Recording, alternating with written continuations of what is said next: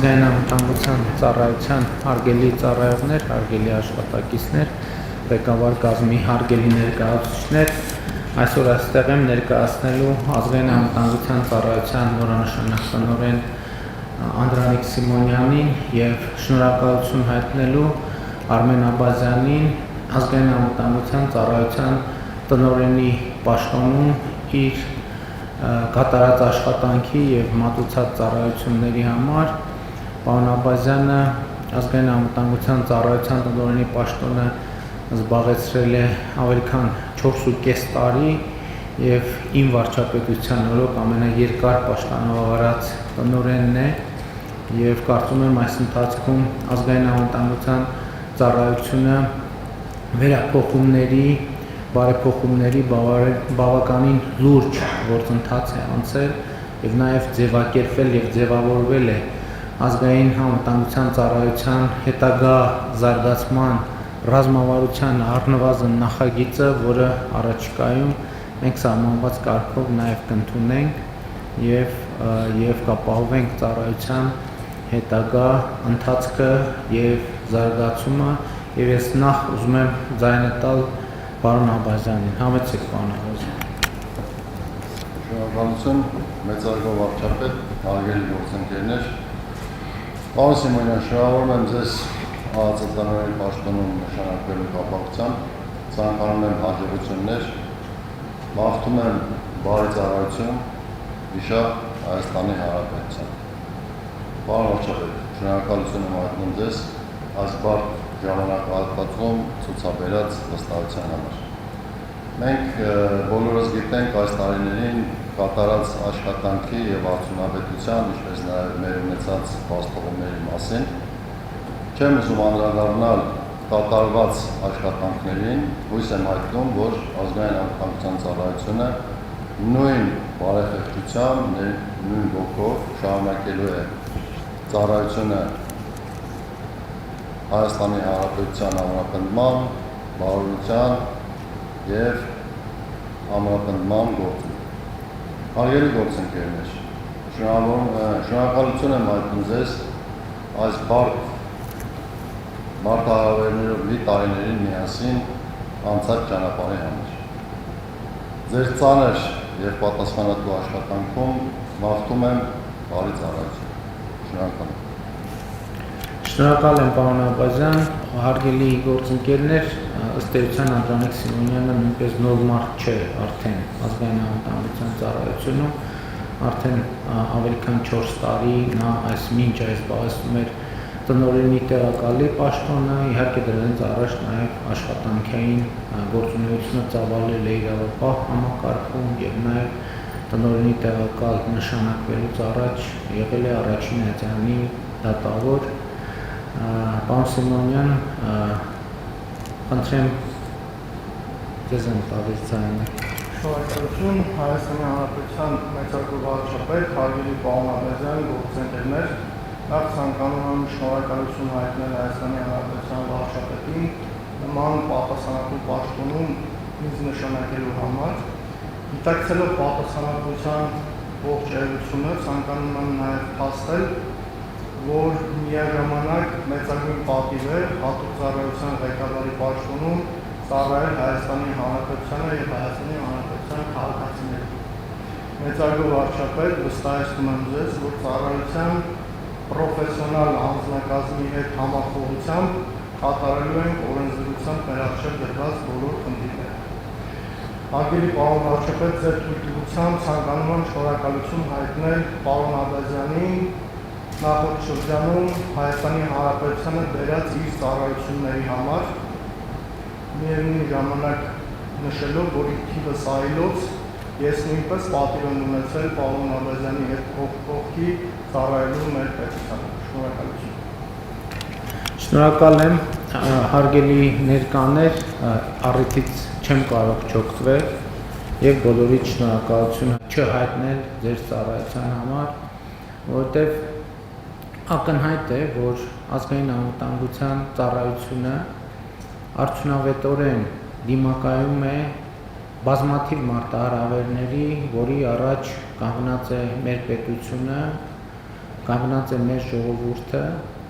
եւ ուզում եմ իմ գնահատանքի խոսքերը ասել բոլորիդ աշխատանքի առիթով եւ ընդգծել, որ իսկապես ազգային անվտանգության ծառայությունը ինչպես միայնակ չէ իհարկե այլ ծառայությունների հետ համատեղ մեր պետության ողնաշարն են մեր պետության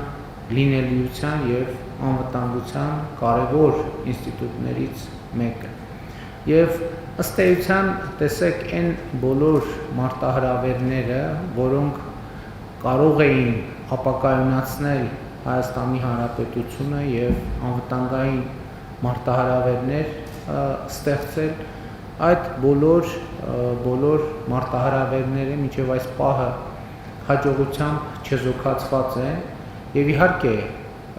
այստեղ չեմ ուզում որևէ կերպ նսեմացնել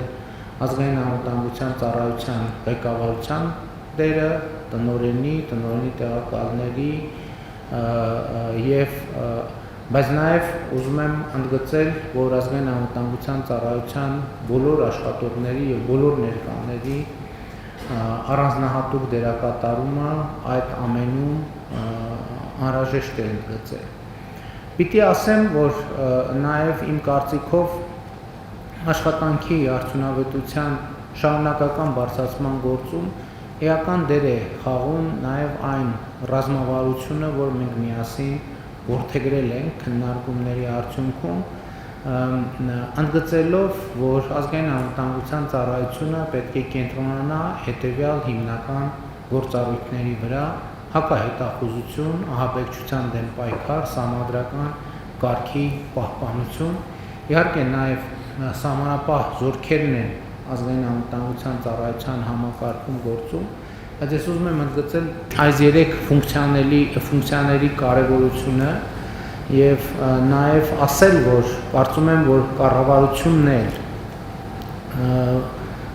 բավարար պայմաններ ստեղծում է, որպեսզի ծառայությունը կարողանա իրոք կենտրոնանալ այս գործառույթների վրա։ Ես մի վիճակագրություն այստեղ գալուց առաջ ուղղակի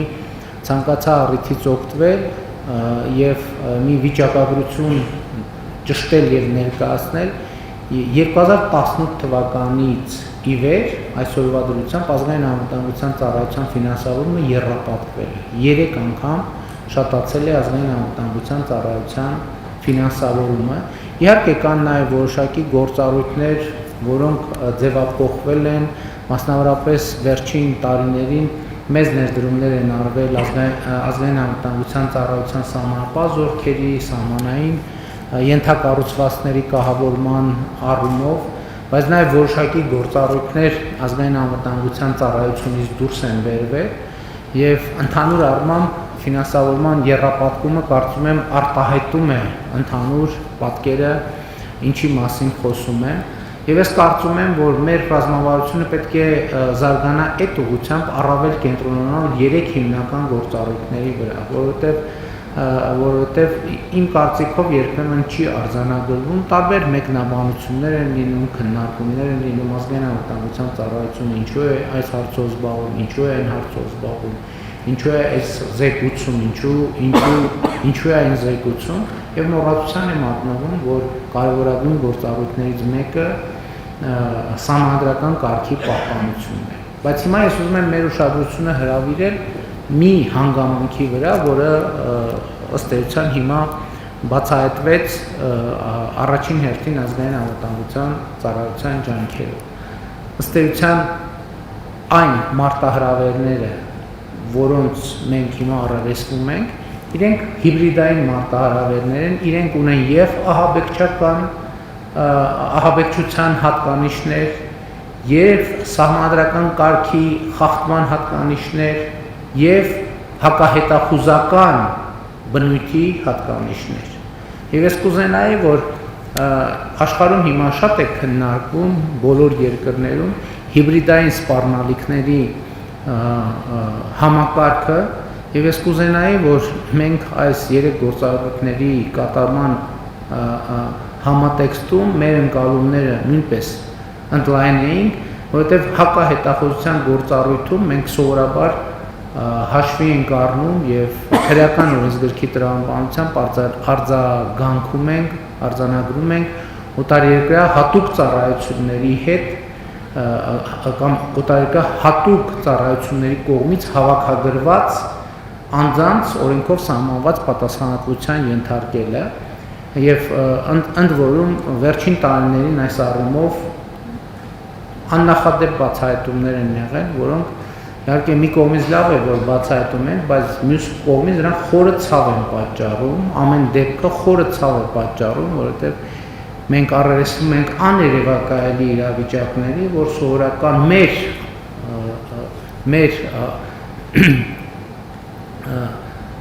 սովորական ընկալումների տրամաբանության մեջ չի տեղավորվում։ Բայց վերջին տարիներին մենք սկսել ենք աշխատել եւ ավելի լուրջ պետք է աշխատենք մի նոր, ոչ թե նոր, այլ թարմացված ինստիտուտի, ազդեցության գործակալների ինստիտուտի վրա, որտեղ չնայած քրեական օրենսգրքով ձևակերպված հատկանիշները գուցե չեն արտահայտվում, բայց պիտի նաև այս գործունեության ձևին նկատմամբ մենք կոնկրետ վերաբերմունք արտահայտելու հնարավորություն ունենանք,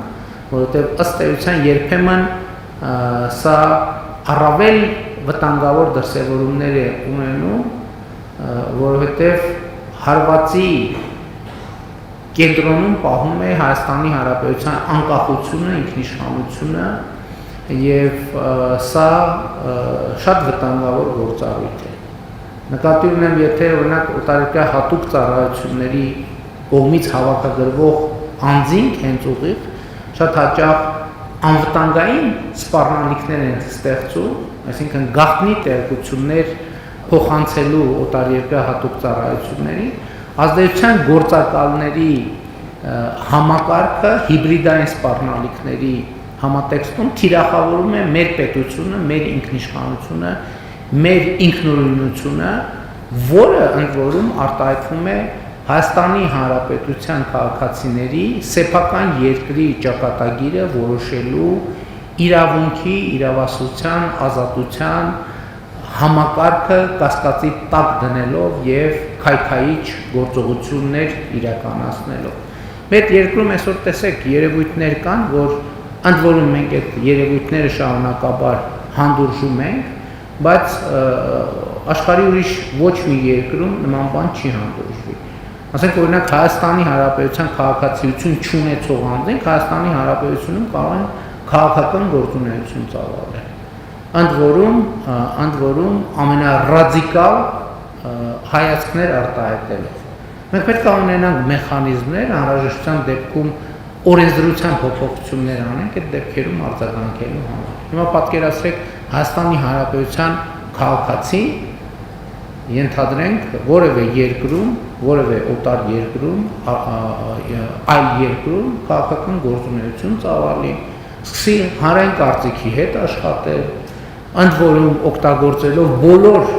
հնարավոր գործիքները, թույլատրելի եւ անթույլատրելի մեթոդները, թույլատրելի եւ անթույլատրելի բառապաշար, դա այսինքն չկա տես նախադեպ ընդհանրապես։ Ոչ մի երկրում ուղղակի չի կարող այդպիսի բան լինել եւ բնել։ Բայց ես չեմ հասկանում ոնց կան Հայաստանի Հանրապետության քաղաքացիություն չունեցող անձինք Հայաստանի Հանրապետությունում քաղաքական գործունեություն ծավալել։ Հայաստանի Հանրապետության քաղաքացիներին շուտ կոչերով հանդես գան, տարբեր գործողություններ անելով, սահմանադրական կարգը տապալելու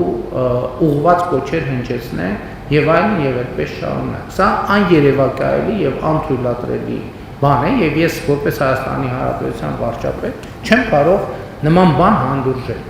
Ընդ որում էլի վերջին շրջանի իրադարձությունների համատեքստում գիտեք ընդհանուր առմամբ շատ է լինում եւ հաճախ է պատահում, որ մեզ մեղադրում են բավարար կամք եւ բավարար խստություն չունենալու մեջ։ Ես այդ մեղադրանքները երբեք չեմ կիսել, որովհետեւ ես երբեք այն կարծիքին չեմ եղել, որ մենք պետք է ընկնենք ով սխալ ձևակերպում արեց, ուրեմն կամ լեզվի սայթակում թույլ տվեց կամ էմոցիոնալ ինչ որ մի բան ասեց այս կամ այն իրադարձության ազդեցության ներքո մենք պետք է սկսենք իրավական ընթացակարգեր մեկնարկել եւ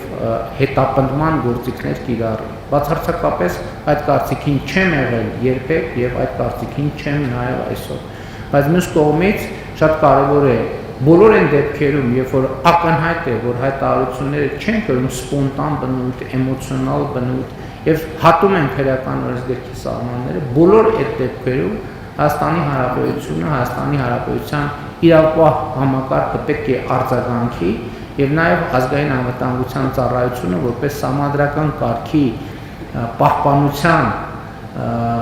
ոլորտում լիազոր պետական մարմին պետք է շատ էֆեկտիվ, արագ արձագանք տա իր գործառույթները լիարժեք կատարելու համար։ Բայց իմ արձանագրումը եւ իմ այս խոսքի առանցքային նպատակը օգտվելով ձեր բոլորի ներկայությունից ընդգծելն է կատարված աշխատանքի որակը եւ արդյունավետությունը եւ բոլորիդ շնորհակալություն հայտնելն է Հայաստանի Հանրապետությանը ձեր մատուցած ծառայության համար, ծառայությունների համար եւ ինչպես մինչեւ այժմ հետագայում էլ կառավարությունը բոլոր պայմանները կստեղծի, որպեսզի ազգային անվտանգության ծառայության արդյունավետությունը բարձրանա եւ ազգային անվտանգության ծառայությունը որպես ինստիտուտ գնալով ավելի ու ավելի ուժեղանա ի ծառայություն եւ ի բարօրություն Հայաստանի Հանրապետության պետականության նրա ժողովրդի քաղաքացիների եւ ապագայի։ Շնորհակալ եմ։